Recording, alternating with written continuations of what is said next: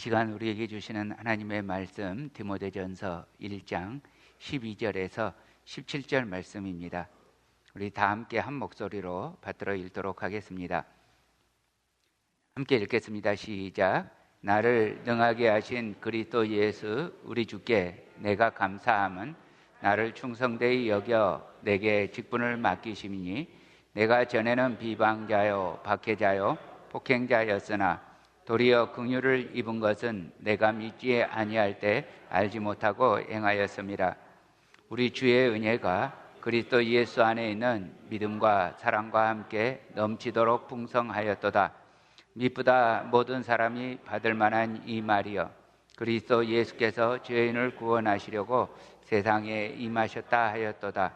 죄인 중에 내가 괴순이라. 그러나 내가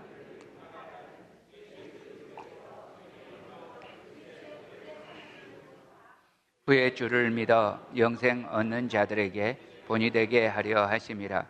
영원하신 왕 곧 썩지 아니하고 보이지 아니하고 홀로 하나이신 하나님께 존귀와 영광이 영원 무궁하도록 있을지어다. 아멘. 오늘 제가 설교 시작하기 전에 먼저 양해 말씀해 드립니다. 혹시 우리 교인들 중에서 주영로 목사가 오늘 또 설교를 잘하나 보자 하면 애시당초 기대를 접으세요. 예, 제가 오늘 컨디션이 많이 나쁩니다. 예, 혀에 혓바늘도 돋아서 지금 아주 이렇게 혀 짧은 소리를 내고 있습니다. 하나님의 말씀이 전해지는 시간입니다. 그래서 이 말씀을 전달하는 도구가 좋을 수도 있고 나쁠 수도 있겠죠. 그런데 도구에 신경 쓰지 마시고 하나님께서 하시고자 하는 말씀 그 자체에만 집중해 주시기를 바랍니다. 이 시간 이제 말씀 전합니다. 우리 많은 사람들이 닮고 싶고 또 배우고 싶은 삶의 모델이라는 게 있습니다. 오늘 말씀 16절에 보면요, 이 바울이 영생 얻는 자들에게 본이 되게 하려고 한다라고 말씀합니다. 바울은 정말 위대한 사람이죠. 그래서 바울이 본이 되어서 우리더러 바울을 모델로 삼으라고 하면 누구나 수긍합니다. 그런데 여러 목사님들이 그렇게 말씀하시는 거 우리 들어요. 여러분들도 바울처럼 다른 사람들에게 나를 본받으세요 이렇게 말하시기를 바랍니다. 그러면 우리 바로 꼬리 내리죠. 우리가 어떻게 감히 다른 사람들에게 나를 본받으라고 하겠습니까? 근데 바울은 사람으로서 그런 말을 했단 말이죠. 과연 바울은 위대한 사람입니다. 그런데요, 오늘 본문을 자세히 보면요, 바울이 자신이 본이 된다고는 합니다. 그런데 그 의미가 굉장히 많이 다릅니다. 오늘 우리들 제자들의 본이 되는 바울, 그러면 바울은 어떻게 제자들의 본이 되는 건지 오늘 이 모습을 살펴보면서 신앙생활에서 우리가 가는 길, 그리고 또 가야 할 길, 그 길이 어떤 길인지 살펴보고자 합니다. 아시는 대로 이 디모데전서는 사도 바울이 제자인 디모데에게 보내는 편지라고 했습니다. 이 편지에서 바울은 시작할 때 디모데에게 굉장히 근본적인 인사를 합니다. 2절 말씀인데요, 믿음 안에서 참 아들 된 디모데에게 편지하노니 하나님 아버지와 그리스도 예수 우리 주께로부터 은혜와 긍휼과 평강이 네게 있을지어다. 자, 우리 주님으로부터 은혜와 긍휼과 평강이 있으라. 그런데요, 이 은혜와 긍휼과 평강이 있으려면 반드시 해야 할 일이 있어요. 그게 11절입니다. 이 교훈은 내게 맡기신 바 복되신 하나님의 영광의 복음을 따름이니라. 하나님께서 맡겨주신 참된 교훈, 다시 말하면 복되신 하나님의 영광의 복음만 따라야 합니다. 따라서 하십시오. 복음만 따라야 한다. 자, 사도 바울은 지금 에베소에서 목회하고 있는 디모데에게 그 교회 안에 있는 다른 교훈을 가르치는 자들을 경계하라고 했습니다. 그 사람들은 율법의 선생이 돼서 비판과 지적을 일삼고 쓸데없이 논쟁만 일으키는 자들이었습니다. 결국 그 사람들은 자기 자신은 물론이고 성도들과 교회가 성숙하지 못하게 하고 열매 맺지 못하게 하는 방해가 되는 하나님의 일에, 교회 지도자들인데 하나님의 일에 방해가 되는 무리들이었습니다. 이에 바울은 다른 교훈이 아니고 바른 교훈, 복되신 하나님의 영광의 복음을 따라야 한다고 말합니다. 그러므로 복되신 하나님의 영광의 복음을 따르는 것은 바울에게도 근본적인 사명이고요, 디모데에게도 근본적인 사명이고요, 우리들에게도 근본적인 사명입니다. 그러면 알겠는데 이 복된 하나님의 영광의 복음을 어떻게 해야 따를 수 있겠는지 바울이 이제 본문에서부터 말합니다. 여기서 바울은 자기 자신을 예로 듭니다. 본이라는 거죠. 자, 이 복음이 자신을 어떻게 바꾸어 놓았는지 얘기하겠다는 겁니다. 첫 번째요, 복음은요 충성되게 합니다. 자, 13절 상반절입니다. 내가 전에는 비방자요 박해자요 폭행자였으나. 자, 원래 바울이 어떤 존재였다고요? 비방자요 박해자요 폭행자였다는 겁니다. 여기서 비방자라는 말은 상해를 입히는 말을 하는 사람이라는 말입니다. 왜 요즘 우리가 쓰는 말로 언어폭력이라고 그러죠? 그러니까 말로 때리는 사람, 이게 비방자입니다. 한번 옆 사람 살짝 봐주세요. 그냥 보기만 하세요. 곁눈질로 바로 보지 마시고 비방자인지 아닌지 봐주시기 바랍니다. 우리는 이 비방자를 모독하는 사람, 이렇게도 표현합니다. 그 다음에 박해자는 다 아시고, 폭행자는요 그냥 때리는 사람이 아니고 거만한 사람입니다. 그러니까 다른 사람을 때리려면 일단 내가 잘나야 돼요. 그래서 거만한 사람이에요. 그리고 나서 다른 사람을 학대하는 사람이에요. 이게 폭행자입니다. 그러니까 여러분, 내가 좀 거만한 달란트가 있다 그러면 나는 폭행자가 될 아주 죄인의 소질이 다분하다, 이렇게 이해하시면 되겠습니다. 바울은 원래 예수님을 믿는 사람들과 교회를 비방하고 박해하고 학대했던 사람 맞죠? 바울은 이렇게 비방하고 박해하고 학대할 때 이 일이 하나님을 기쁘시게 하는 일이라고 믿었어요. 그래서 정말 열심히 그리스도를 핍박했습니다. 자, 그러면요, 그때 바울은 그렇게 믿었어요. 하나님을 기쁘시게 하는 일이라고요. 그래서 바울은 열심히 충성을 다해서 그리스도와 교회를 박해했어요. 자, 그러면 여러분, 바울이 충성하면 충성할수록, 바울이 열심으로 하면 열심으로 할수록 어떻게 되는 거예요? 바울은 그럴수록에 하나님의 원수가 되어가는 거예요. 그러니까 바울은 충성할수록 충성하는 게 아니라 정말 열심히 충성하는데 반역자가 되어가는 거예요. 더욱더. 그렇죠?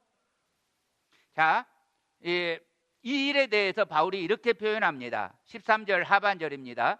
도리어 긍휼을 입은 것은 내가 믿지 아니할 때 알지 못하고 행하였습니다. 자, 이전에 그리스도인들을 비방하고 핍박하고 폭행하는 것이 하나님을 제대로 섬기는 걸로 알았어요.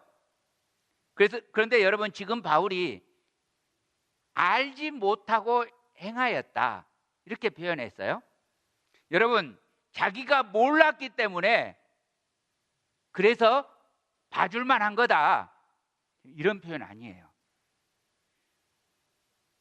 여러분, 여기 유미자매가 있는데요,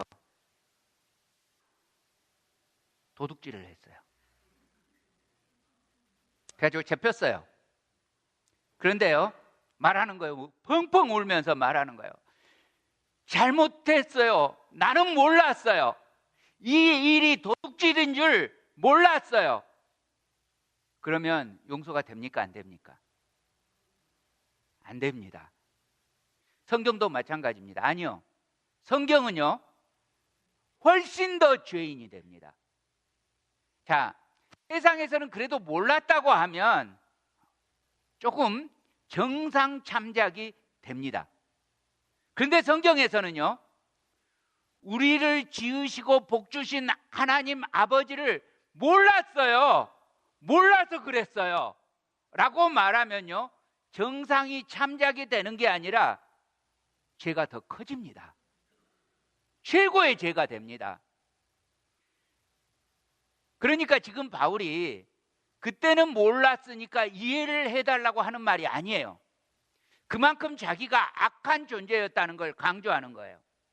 자, 여러분, 지금도 그런 분 계실 수 있어요. 내가 하나님이 진짜로 창조주이시고 다스리시는 분이란 거 알았다면 제가 그럴 리가 있겠습니까? 몰랐어요. 하나님 앞에서 죽고 나서요, 가가지고 그러면 하나님께서 심판대에서요, 몰라서 그랬구나, 용서해 줄게, 천국 가, 이렇게 하십니까? 어떻게 해요? 어디 가요? 정상 참작해 주세요? 지옥 가는데 지옥에서 1시간에 한 번씩 휴식시간 10분씩 줄게, 이래요? 안 그래요. 왜 그러실까요? 여러분, 하나님을 알 만한 것이 우리 속에 있어요. 하나님이 넣어주셨어요. 하나님을 알 만한 것만 넣어주신 게 아니라 하나님께서 또 우리들 가슴 속에 영원을 사모하는 마음도 넣어주셨어요. 그러니까 누구든지 사모하고 찾으면 찾을 수 있어요. 하나님을 알 만한 것이 만물 중에서 찾으려고 하면 찾을 수 있어요. 그런데 왜 못 찾는 거예요? 싫은 거예요.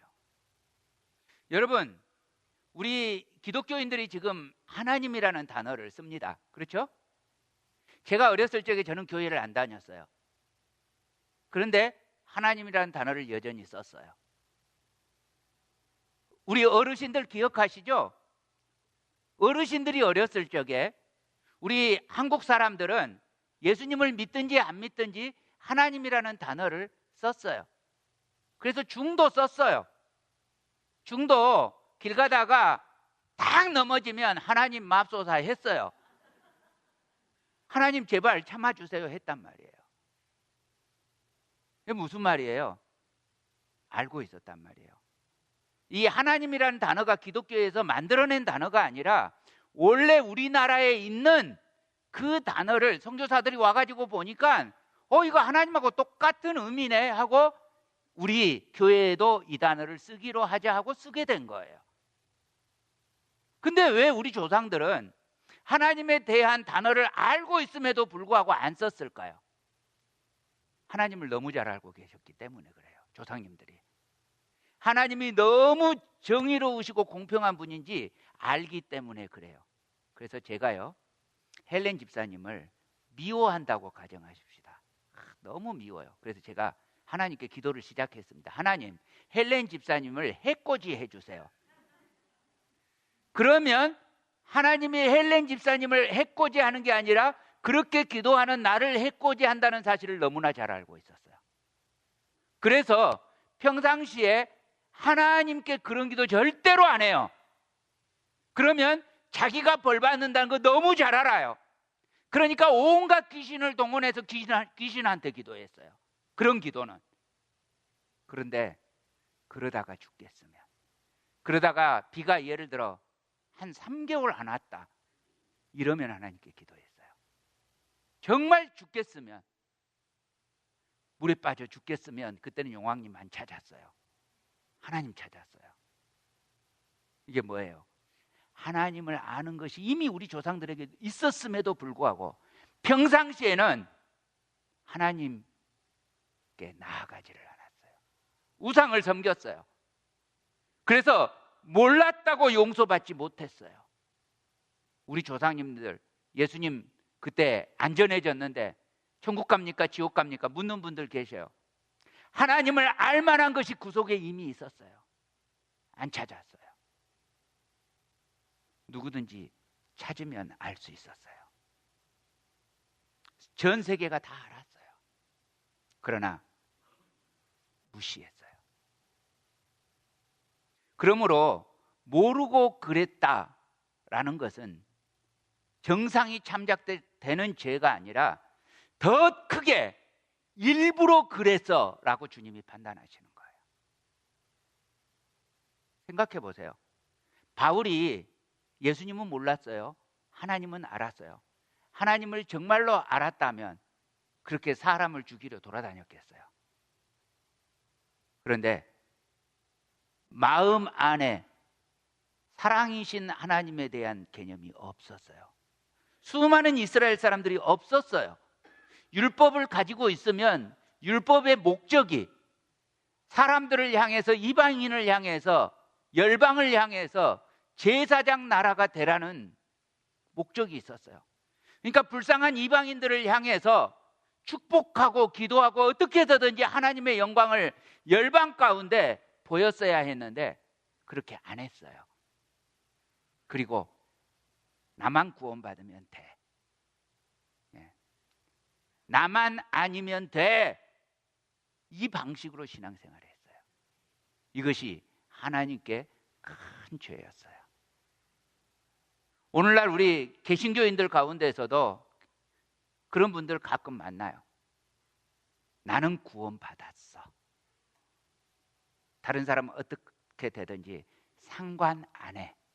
나만 구원받으면 돼. 이거 큰 죄입니다. 주님을 제대로 알면 이렇게 말할 수가 없습니다. 짐짓, 내 이익이 아닌 것은, 내 수고가 들어가는 것은 모르는 채 하는 겁니다. 그것은 죄입니다. 자, 옆 사람에게 말해주세요. 아주 눈을 초롱초롱하게 하고, 크게 뜨고 초롱초롱하게 하고 말해주세요. 사랑하지 않으면 죄입니다. 한마디 더 해주세요. 믿음으로 하지 않아도 죄입니다. 자, 바울은 자기가 이토록 무가치한 존재, 심판을 받고 저주를 받는 것이 너무나 당연한 존재였다고 지금 말하는 겁니다. 모르고 행했으니까 결론이 뭐예요? 심판이란 말이에요. 심판받는 게 너무 당연한 존재라고 말하고 있는 거예요. 그런데 하나님께서 이렇게 벌과 심판과 저주가 마땅한 바울에게 징벌 대신에 긍휼을 베푸셔서 복음 사역을 감당하는 사도로 불러주셨어요. 12절입니다. 나를 능하게 하신 그리스도 예수 우리 주께 내가 감사함은 나를 충성되이 여겨 내게 직분을 맡기심이니. 그래서 지금 바울은 감사하고 있어요. 뭐가 감사해요? 자신을 충성스럽게 여겨주시고 직분을 맡기셨다는 거예요. 자, 여러분, 비방하고 박해하고 폭행하던 바울이 충성스럽다는 건 말도 안 되는 거예요. 원수는 아무리 열심을 다해도 다하면 다할수록 나쁜 반역자예요. 그렇죠? 안 충성스러웠어요. 하나님 입장에서 본다면 치가 떨리도록 오히려 괴롭히는 존재였어요. 그래서 예수님이 나타나셔서 바울에게 했던 첫 마디가 상당히 달라요. 다른 사람들에게 나타났을 때 예수님이 하셨던 말씀은 평안할지어다였어요. 그렇죠? 샬롬, 평안할지어다. 예수님이 누구한테 가든지 그런 인사를 했어요. 우리도 그러잖아요. 안녕하십니까? 뭐 이렇게 인사하잖아요. 이게 너무 당연했는데 바울은 만나자마자 그 담메색 도상에서 했던 말이 사울아 사울아 네가 어찌하여 나를 핍박하느냐. 이게 첫인사였어요. 이렇게 반역스러웠어요. 괴로운 존재였어요. 근데 여러분, 이게 무슨 말이에요? 나를 능하게 하셨다. 나에게 힘을 주셨다. 나를 가능하게 하셨다. 다시 말하면 내 힘으로, 내 실력으로 된 게 아니라는 거예요. 예수님의 은혜로 되었다는 거예요. 바울이 무엇에 능해졌습니까? 사도로서 온 천하에 다니면서 복음을 전하고 교회와 성도들을 세우는 이 일에 능해졌어요. 근데 이것이 바울이 서울대학교 나와서 한 일이 아니란 말이에요. 바울의 능력과 노력으로 된 것이 아니라 복음의 은혜로 되었다는 말이에요. 따라서 하시기 바랍니다. 내 힘으로 하지 못한다. 은혜로 된 것이다. 이게 신앙생활이에요. 나를 충성되게 여겨서 내게 직분을 맡기셨다고 했는데, 나를 충성되게 여겼다는 것은 내가 충성하니까 그 공로로 그 행동에 대해서 보상해 준 게 아니라 나는 못된 짓이나 하고 반역하는 존재였음에도 불구하고 주님께서 그런 나를 가치 있게 해주셨단 말이에요. 우리는 이 말씀의 의미를 잘 이해해야 돼요. 내가 행동 잘해서 내가 하나님께 공로를 인정받았다고 생각하면 절대로 아니라는 말이에요. 바울만 그런 게 아니에요. 우리 구약 성경에서 가장 위대한 인물인 모세를 또 생각해 보십시다. 자, 우리들 보통 모세도, 바울도 그렇죠. 바울도 말하자면 서울대학교 나와서 가말리엘 문화생이어서 똑똑한 게 있어서 그래서 주님이 쓰셨다 이렇게 말씀하시는 분이 있는데, 이게 아닌 것처럼 모세도 애굽에서 왕자의 교육을 받았기 때문에 그렇게 되었다. 그 왕자의 교육을 누가 시켰는데요? 주님이 시켰어요. 그런데요, 그래서 우리는 모세가 자질이 있어서 하나님이 그를 통해서 이스라엘을 구원하셨다고 생각해요. 근데 모세를 부르던 장면을 한번 떠올려 보세요. 모세가 기쁜 마음으로 하나님께 순종합니까? 되게 거절해요. 순종하기를 거부해요. 하나님이 설득하시다 지치셔가지고 심지어 모세에게 노를 바라십니다. 결국 모세가 위대한 출애굽의 지도자가 된 것은 모세가 잘한 게 아니고 하나님의 열심이었고 하나님의 은혜였다고요. 바울도 지금 그런 이야기 하는 겁니다. 내 실력이 있어서 하나님이 사용한 것이 아니에요. 착각하면 안 돼요.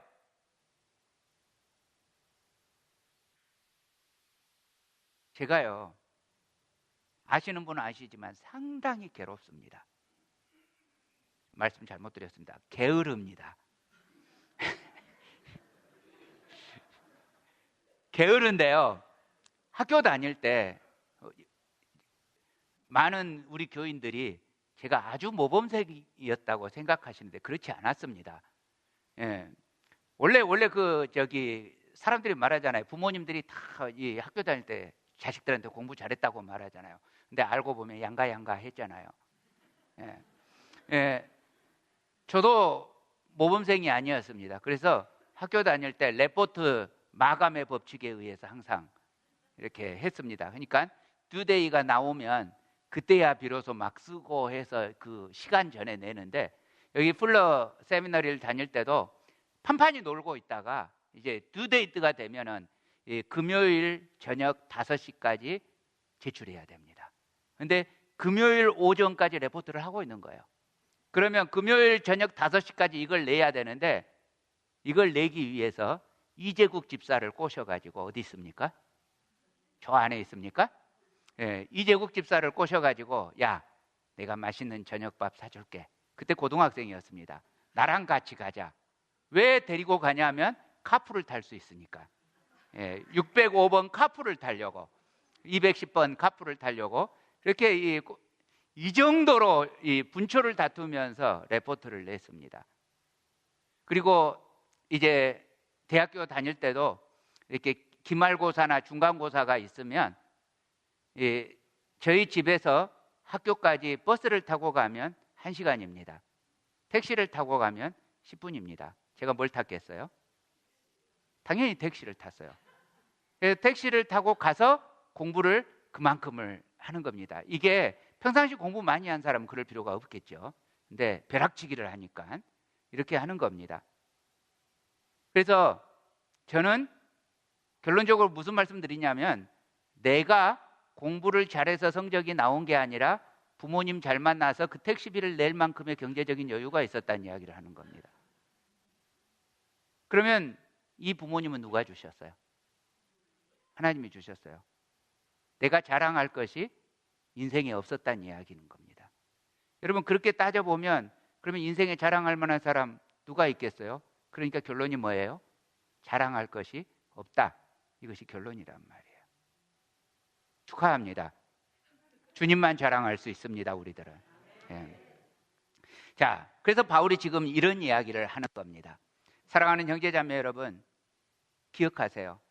우리가 잘나서, 우리 자질이 뛰어나서, 가능성이 있어서, 잠재력이 있어서, 그래서 주님이 우리에게 뭔가를 맡긴 것이 아닙니다. 우리는 전혀 아닌데 주님께서 그런 우리를 위해서 주님의 사랑으로, 주님의 열심히, 주님이 나를 나되게 주님의 사람으로 빚어 가셨던 것입니다. 그래서 오직 주님이 하신 것입니다. 바울이 이렇게 말합니다. 14절입니다. 우리 주의 은혜가 그리스도 예수 안에 있는 믿음과 사랑과 함께 넘치도록 풍성하였도다. 자, 그러므로 두 번째요, 복음은 우리에게 은혜입니다. 자, 여기서 풍성하였다는 말은요, 무지하게 풍성했다, 이런 뜻입니다. 원어로 하면. 바울은 그리스도를 비방하는 죄인이었지만 하나님은 그에게 은혜를 베푸는데, 죄인 중에 괴수니까 베풀어야 할 은혜가 무지하게 풍성했어요. 그래서 구원을 얻는 데서 끝내도 감지덕진데 사도까지 되게 하셨어요. 근데요, 주님이 은혜만 주신 게 아니에요. 미국에는 그런 게 별로 없는데 한국에서는요, 이렇게 백화점 같은 데에서 이렇게 프로모션 세일을 할 때요, 어떤 물건을 팝니다. 그런데 그 물건에 붙어서, 공짜로 붙여서 주는 게 있습니다. 그런데 우리 주님도 그러세요. 이 은혜를 주시는데 이 은혜에 붙어서 나오는 이걸 뭐라 그러죠? 사은품. 예, 사은품이라고 하는데 그게 있어요. 그게 뭐냐면 믿음과 사랑도 함께 넘치게 풍성했습니다. 누르고 흔들어 넘치게 풍성했습니다.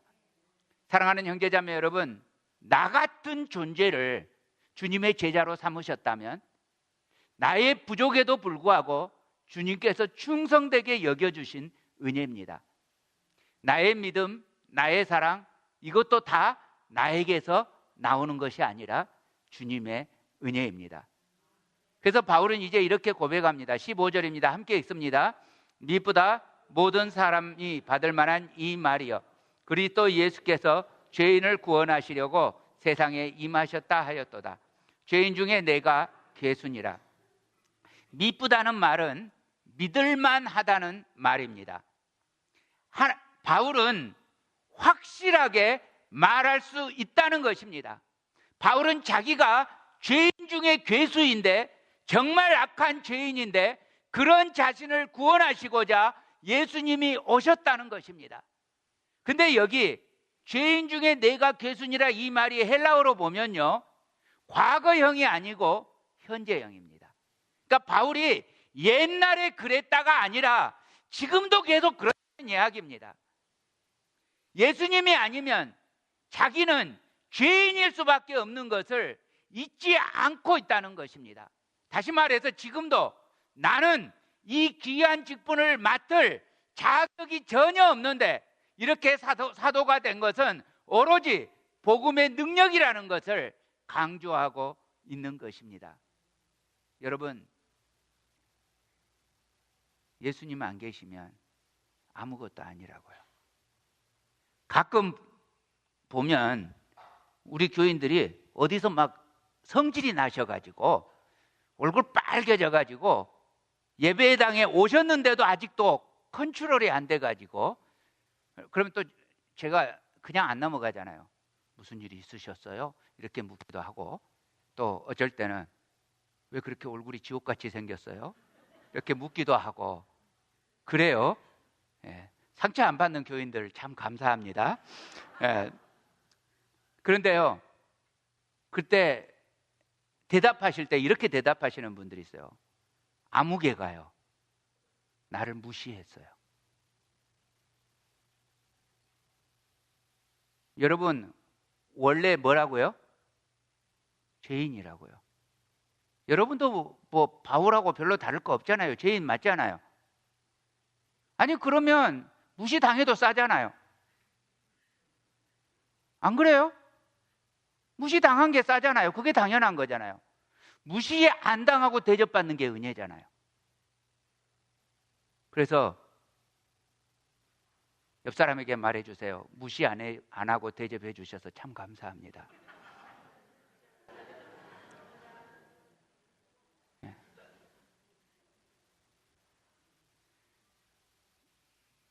여러분, 그리스도 예수께서 죄인을 구원하시려고 세상에 임하셨어요. 이것이 절대로 확실해요. 여러분을 구원하시려고 세상에 임하셨어요. 이것이 절대로 확실해요. 믿습니까? 바울이 말합니다. 자기같이 괴수 같은 나쁜 죄인이 구원을 받았다면 누구라도 받을 수 있다는 겁니다. 이것이 내가 본이라는 이야기예요. 나도 구원받았다면 여러분도 구원받을 수 있어요. 그러니까 나는 본이에요. 이해하시겠어요? 세 번째입니다. 복음은 하나님의 긍휼입니다. 16절입니다. 그러나 내가 긍휼을 입은 까닭은 예수 그리스도께서 내게 먼저 일체 오래 참음을 보이사 후에 주를 믿어 영생 얻는 자들에게 본이 되게 하려 하심이라. 자, 13절에 이어서 바울이 자기가 긍휼을 입은 이유를 밝히고 있는데요. 바울이 죄인 중에 괴수인데 긍휼을 입어서 사도가 된 것은 그러니까 다른 제자들에게 하나의 좋은 본보기라고요. 견본품이라고요. 하나님께서 이렇게 하나님께서 말씀하십니다. 내가 저 바울 같은 놈한테도 참았어. 오래 참았어. 그러니까 너에게도 참을 거야. 여러분, 우리도 지독하게 안 변하잖아요. 예수님 믿고 나서도 지독하게도 순종 잘 안 하잖아요. 그러니까 하나님이 참아주시는데, 자, 오늘 말씀대로 하면 그냥 참으시는 게 아니고 오래 참으시면서 이렇게 못 변하는 나를 믿음이 없어, 이게 아니라 능력이 안 되네, 긍휼을 베푸셨다고요. 불쌍하네. 왜요? 여러분, 믿음 좋은 사람 되고 싶으시잖아요. 여러분, 확 변해가지고 하나님 기뻐하시는 사람 되고 싶으시잖아요. 그죠? 여러분, 죄 짓고 싶으세요? 안 그렇죠? 무지하게 착한 사람 되고 싶으시죠? 근데 안 되잖아요. 주님이 이 말씀 하시는 거예요. 마음으로는 간절히 원하는데 능력이 없네. 그래서 우리가 될 때까지 하나님이 참으시는데 그 수준이 오래 참으세요. 그리고 불쌍히 여기신다고요. 오래 참으시면서 불쌍히 여기셨다고요. 아무 말 마시고요. 자, 하나님이 그러셨던 사람을 한번 옆 사람 구경하시기 바랍니다. 그냥 구경만 하세요.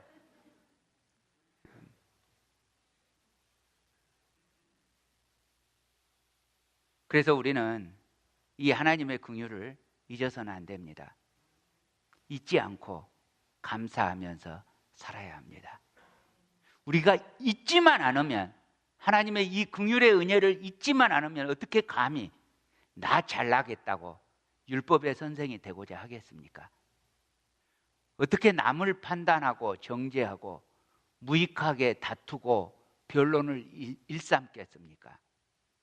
바른 신앙으로 복되신 하나님의 영광의 복음을 따라 사는 그런 제자들이 당연히 되지 않겠습니까? 그러므로 이제 우리도 주님 앞에서 이렇게 찬송합니다. 17절입니다. 함께 읽습니다. 영원하신 왕 곧 썩지 아니하고 보이지 아니하고 홀로 하나이신 하나님께 존귀와 영광이 영원 무궁하도록 있을지어다. 아멘. 여러분, 바울이 살고 있던 시대 왕의 이름이 뭔지 아시죠? 아주 유명한 악명 높은, 로마에서 가장 악명 높았던 왕, 그 이름은 네로입니다. 많은 그리스도인들을 죽였고요, 바울을 죽였고 베드로를 죽였습니다. 자기는 위대한 황제이고 위대한 신이라고 했습니다. 그러나 절대로 영원하지 않았습니다. 베드로를 죽이고 얼마 안 있어서 자기도 죽었습니다. 그러나 사랑하는 형제자매 여러분, 우리 하나님은 영원하신 왕입니다. 썩지 아니하고 보이지 아니하고 홀로 하나이신 하나님입니다. 썩지 않으니까 변하지 않죠. 그러니까 보증이 되시죠. 보이지 않아요. 그러니까 내 지식으로 하려면 이해가 안 돼요. 믿음으로 볼 수 있는 분입니다. 그리고 다른 신과 비교할 수 없는 유일하고 초월적인 홀로 하나이신 유일한 경배의 대상입니다. 사랑하는 형제자매 여러분, 교회와 세상이 구별된다는 게 뭐겠습니까? 다시 말하면 여러분들 교회잖아요. 여러분들과 세상이 구별된다는 게 뭐겠습니까? 그것은 어디에 소망을 두느냐 하는 겁니다. 세상 사람들은 땅에다가 소망을 둡니다. 여러분들은, 교회는 어디에다 소망을 둡니까? 하늘에다 소망을 둡니다. 세상이 가치 있다고 여기는 것에 대해서는 헛된 것으로 배설물로 여깁니다. 근데 만약에요, 주님의 제자가 자기 같은 죄인을 구원하신 하나님의 은혜를 잊어버리고 오로지 자기의 유익을 구해요. 다른 사람보다 자기가 인정받기를 구해요. 세상과 똑같은 소망을 가지고 그런 방식으로 예수님을 찾아요. 사랑하는 형제자매 여러분, 명심하십시오. 혹시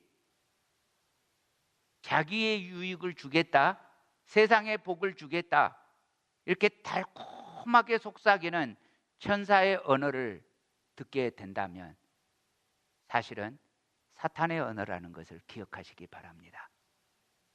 이런 것은 끝없는 변론을 가져올 뿐인 다른 복음입니다. 사랑하는 주님의 제자 여러분, 우리가 이 땅에서 살아가는 이유는 이 땅에서 좀 더 나은 환경과 좀 더 나은 형편을 구하기 위해서가 아닙니다. 여러분, 용현 형제 지금 몇 살이에요? 32. 지금까지 어떻게 살아왔는지 모르지만 앞으로는 방 하나 더 늘리기 위해서 살지 말도록 하세요.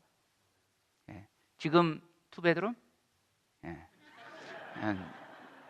자, 이 2베드룸, 3베드룸으로 늘리고 4베드룸, 5베드룸, 11베드룸, 30베드룸.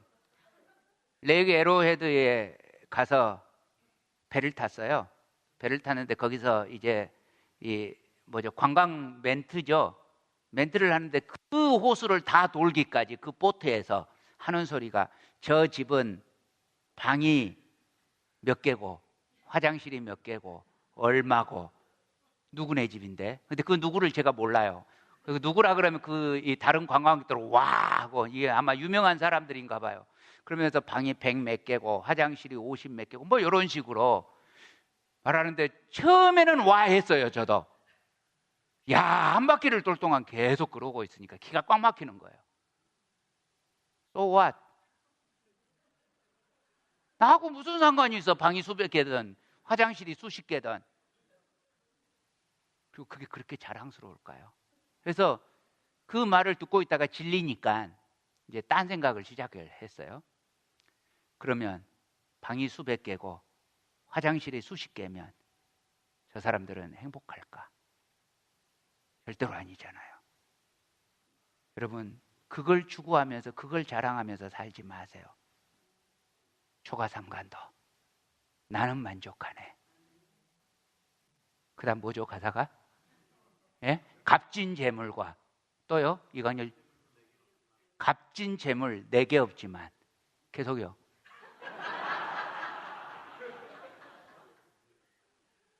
그 다음 뭐예요? 예, 아무튼 예. 없으면 어때요?